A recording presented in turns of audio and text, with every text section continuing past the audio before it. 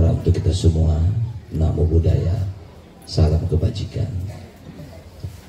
Yang saya hormati Ketua Guyub Krama Bali, Iketut Guna Ake, yang saya banggakan Ketua Sukaduka Hindu Dharma Jakarta Barat,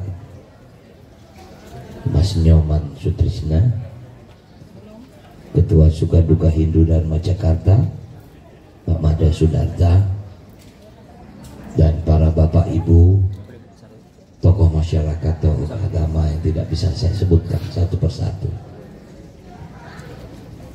Inilah Jakarta. Mari kita rasakan ketenangan kita duduk di sebuah tempat Bhinneka Tunggal Ika ini.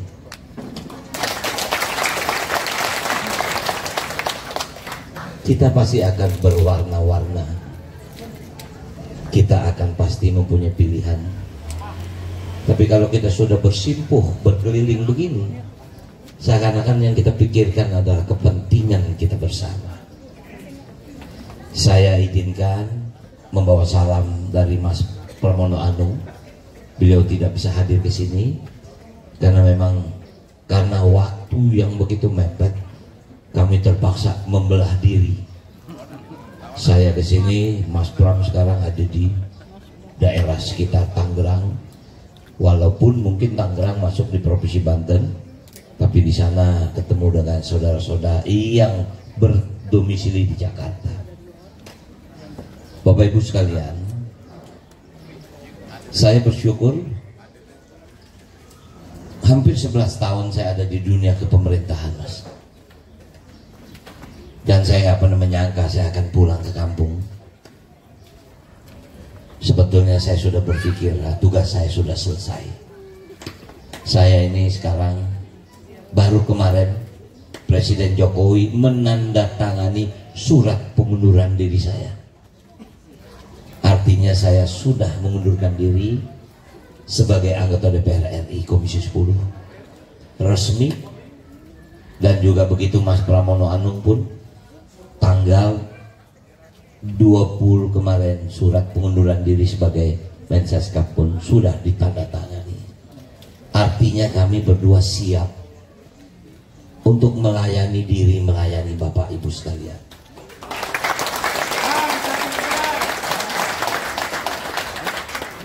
Saya selalu mengatakan pengalaman saya menjadi wakil gubernur dan menjadi gubernur Banten, sesungguhnya pemerintah daerah itu sangat mudah karena pada dasarnya sudah punya guidance. Pemerintah daerah itu cuma punya dua tugas. Yang pertama dikatakan urus wajib apa ya? Pendidikan, kesehatan, lingkungan, infrastruktur itu wajib hukumnya harus menjadi prioritas utama. Pendidikan, apa pendidikan?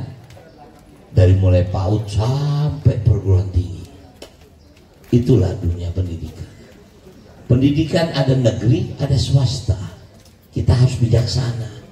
Tadi saya mendengar anak-anak kita yang mungkin tidak ada pendidikan agama di sekolah, terpaksa harus belajar di sini. Itu dari sudut yang lain kita prihatin bahwa mungkin tidak ada tenaga pengajar atau jumlah populasi anak-anaknya sedikit di sekolah itu. Jadi memang agak kendala. Tapi artinya kita harus cari cara bagaimana caranya. Saya bersyukur tempat ini bisa menjadi tempat berkumpul. Dan saya sangat yakin anak-anak kita yang belajar agama di sini, selain agama yang dia dapat, tapi jiwa sosialnya akan tumbuh karena bertemu dengan teman-teman yang lain. Bersilaturahmi. Barangkali kalau mereka belajar agama di sekolah, mungkin nggak pernah ketemu dengan anak-anak di Jakarta. Itulah barangkali manfaatnya. Tapi bukan berarti kita tidak memikirkan itu. Sama juga misalnya DKI ini terkenal dengan pencak silatnya. Tapi tidak ada ekstrakurikuler pencak silat diajarkan di sekolah di Jakarta ini. Itu bagi saya kemunduran. Karena pencak silat itu bukan hanya ilmu bela diri. Pencak silat itu budaya. Saya minta maaf. Mungkin pertama kali anak saya melihat bapaknya Sidul itu kalau keluar rumah cium tangan ibunya. Dan anak saya bertanya, "Pak, apa saya kalau pergi harus cium tangan?" Saya bilang iya. Kenapa saya cium tangan? Itulah tanda hormat kita kepada orang tua. Nah, itu sebetulnya adat budaya yang memang kita harus sampaikan, yang mungkin kita sudah lupakan. Barangkali kalau kita masuk rumah sudah jarang memberi salam apapun agama kita.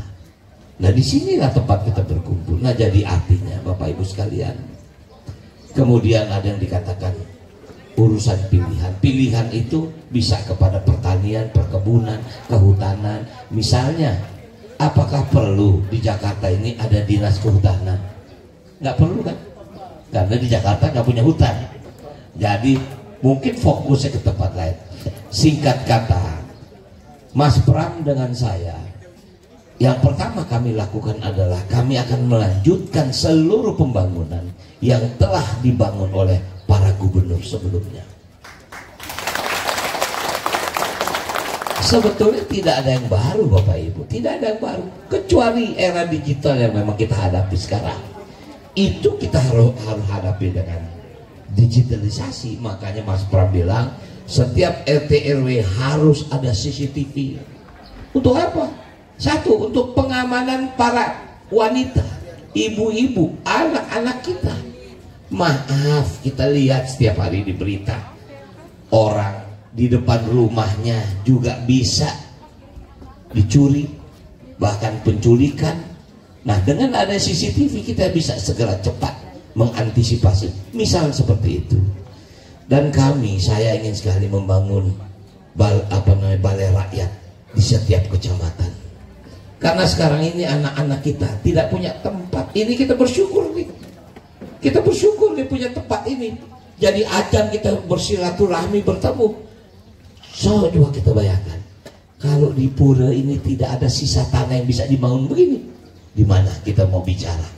Nah, artinya kalau nanti dibangun balai rakyat, pasti anak-anak kita menjadi tempat berkumpul. Di sana mereka berkesenian, di sana mereka berolahraga, PKK bisa bekerja, pemuda-pemudinya bisa pelatihan. Kemudian disitulah nanti kalau misalnya ada yang hajatan, saya yakin nih di sini enak, mungkin maaf kalau hajatan mungkin bisa dipakai. Tapi kalau di tempat lain pasti kita akan tutup jalan kan? Kita tutup jalan, pasang tenda sehingga terpaksa jalan tidak bisa dilalui. Nah, kalau ada balai rakyat, minimal semua kegiatan kemasyarakatan bisa dilakukan di tempat itu. Itu hanya hal-hal contoh yang memang akan kami lakukan. Kemudian insentif bagi RT RW. Dulu insentif RT cuma 2 juta. Kita akan tambahkan menjadi 4 juta. Begitu juga RW, dulu 2,5 juta, kita akan naikkan menjadi 5 juta. Karena eranya ini sudah tidak bisa lagi dalam tanda kutip kerja sosial. Harus ada sesuatu yang kita berikan. Walaupun RT RW tidak menuntut itu, tapi kita harus paham, RT itu artinya rukun tetangga. Bayangin, seorang ketua RT harus merukunkan tetangga. Apa dipikir mudah? Sulit itu. Orang mungkin memahami, oh RT mah nggak ada kerjanya. Oh, kita coba hitung daerah yang dekat RT-nya minimal di sini, minimal dia akan kelola 50 kakak. Nggak mudah itu Pak. Kemudian RW. RW itu rukun warga. RT itu kecil, skopnya RW lebih luas lagi. Artinya dia punya tanggung jawab yang jauh lebih luas. Nah, artinya ini bagian-bagian yang sedang kita pikirkan dan harus kita tingkatkan. Apakah bisa? Bisa. Bisa, saya katakan. Kami bersyukur DPRD sudah mengetuk anggaran pembangunan tahun 2024 sampai 2025. Sudah diketuk APBD DKI Jakarta ini sebesar 85 triliun.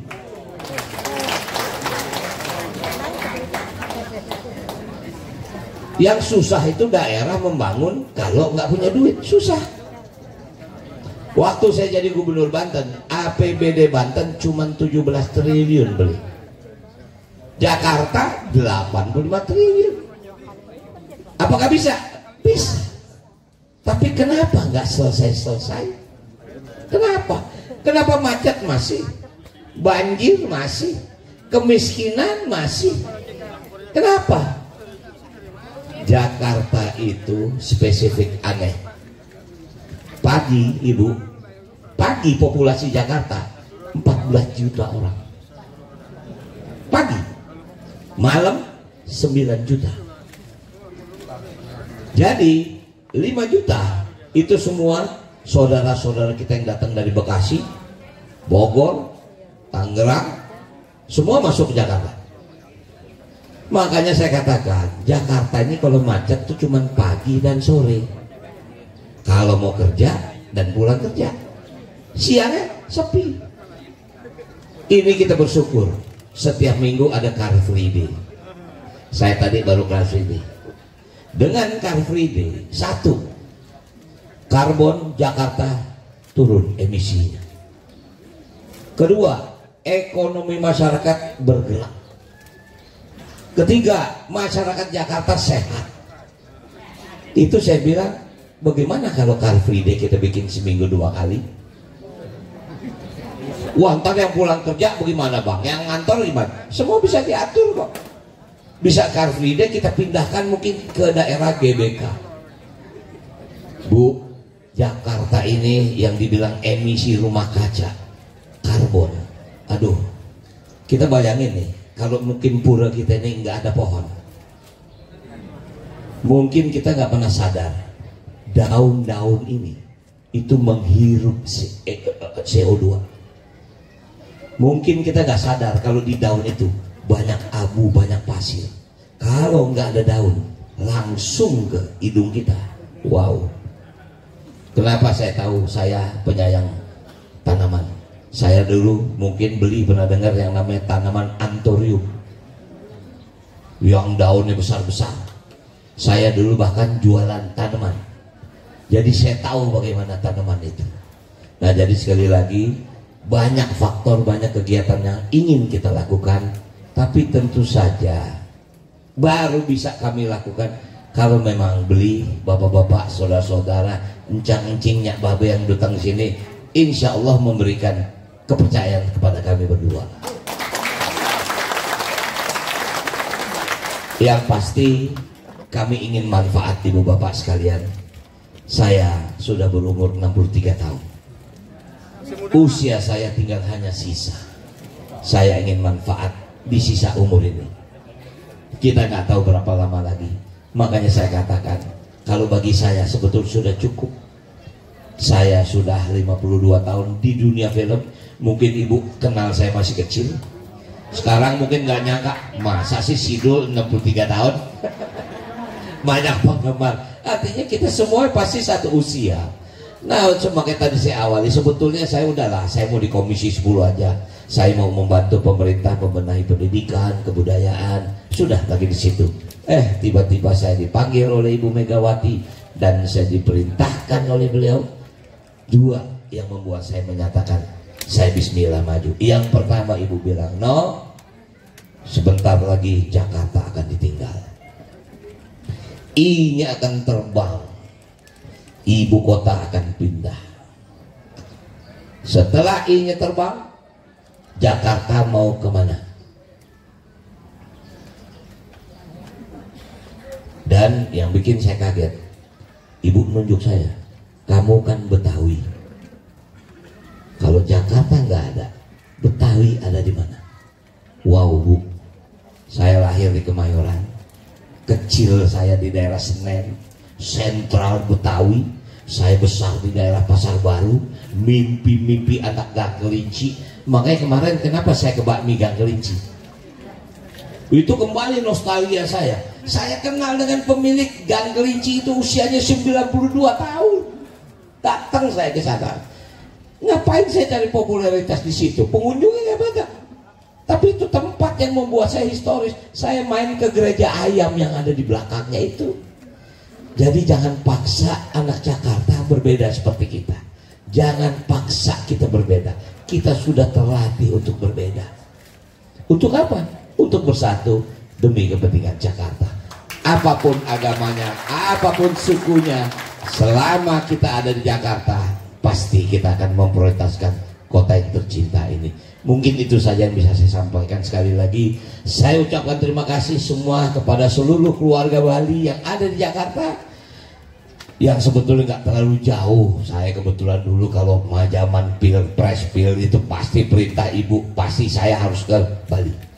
Jadi pasti saya ke Bandung, saya udah kampanye di sana lah.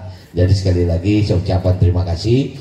Mudah-mudahan kepercayaan yang Bapak Ibu berikan bisa kami jalankan. Jadi jangan sungkan memberikan amanah kepada kami, karena itu yang harus kami lakukan. Terima kasih. Om Santi Santi Santi Om. Assalamualaikum warahmatullahi wabarakatuh. Terima kasih Bang Dul.